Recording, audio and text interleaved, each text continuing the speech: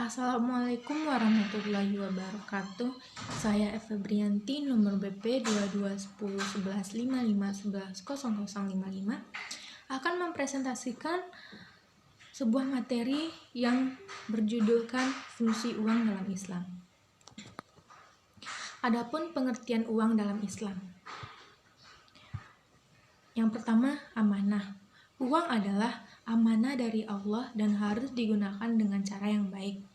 Syarat sahnya uang harus diperoleh secara halal dan sah untuk bisa digunakan dalam Islam.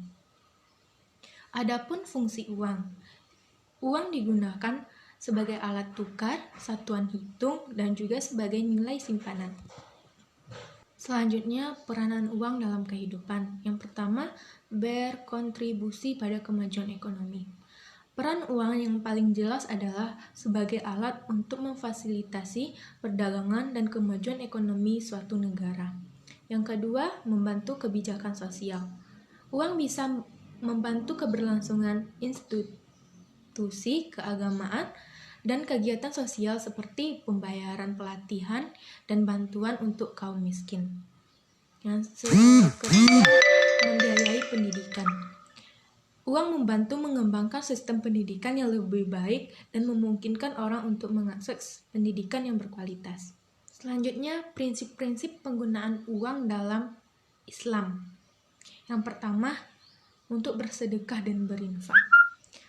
Saling memberi dan menerima adalah bagian dari penggunaan uang dalam Islam. Yang kedua, bertanggung jawab sosial. Uang harus digunakan untuk memperbaiki masalah sosial dan membantu orang yang membutuhkan. Yang ketiga, ada untuk manajemen waktu. Waktu adalah uang, oleh karena itu harus dikelola secara bijak agar tidak terbuang sia-sia. Berikutnya ada hukum riba dalam Islam. Pengertian riba. Riba adalah pengambilan keuntungan yang tidak adil dari pihak yang memerlukan. Hal ini secara tegas dilarang dalam Islam. Jenis-jenis riba. Jenis riba ada dua. Yang pertama, riba nasi'ah, yaitu riba yang diambil dari pinjaman, dan yang kedua ada riba al-fad atau riba dalam perdagangan. Akibat hukum riba. Barang yang dibeli dengan riba tidak diizinkan dalam Islam dan dosanya sangat besar. Selanjutnya, pengelolaan keuangan yang baik dalam Islam. Yang pertama ada buat anggaran. Membuat anggaran yang lebih baik adalah langkah pertama ke arah pengelolaan keuangan yang lebih baik. Pastikan uang yang dikeluarkan tidak melampaui batas anggaran. Yang kedua, avoid impulsive buying.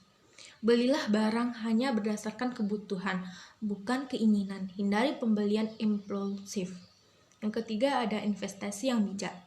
Pilihlah jenis investasi yang sesuai dengan tujuan dan kondisi keuangan Anda. Pastikan investasi tersebut halal dan menguntungkan. Yang terakhir ada bayar utang tepat waktu.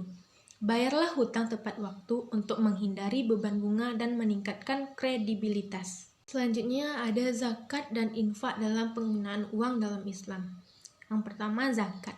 Zakat adalah kewajiban bagi umat Islam untuk memberikan sebagian kekayaan mereka kepada mereka yang membutuhkan, guna meningkatkan kesejahteraan sosial. Yang kedua, infak. Infak adalah memberikan pengeluaran sukarela untuk manfaat umum, karena Allah menyukai orang-orang yang baik hati dan murah hati. Yang ketiga, cara lain menggunakan uang. Uang sebaiknya digunakan untuk membiayai hal-hal yang bermanfaat, seperti memberikan makanan kepada keluarga miskin atau membantu orang lain dalam keadaan sulit. Selanjutnya ada kritik terhadap praktik keuangan konvensional, dan alternatif dalam Islam. Yang pertama ada kritik terhadap sistem kredit. Beberapa praktik kredit dengan bunga tinggi secara tegas dilarang dalam Islam dan dapat menyebabkan kesulitan keuangan bagi orang yang meminjam.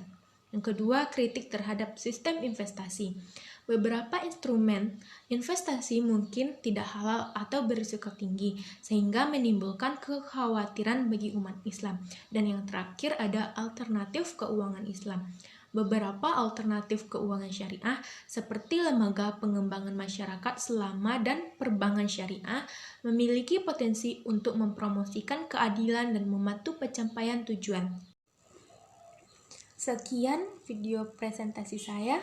Kalau ada salah dan jengkel mohon dimaafkan. Assalamualaikum warahmatullahi wabarakatuh.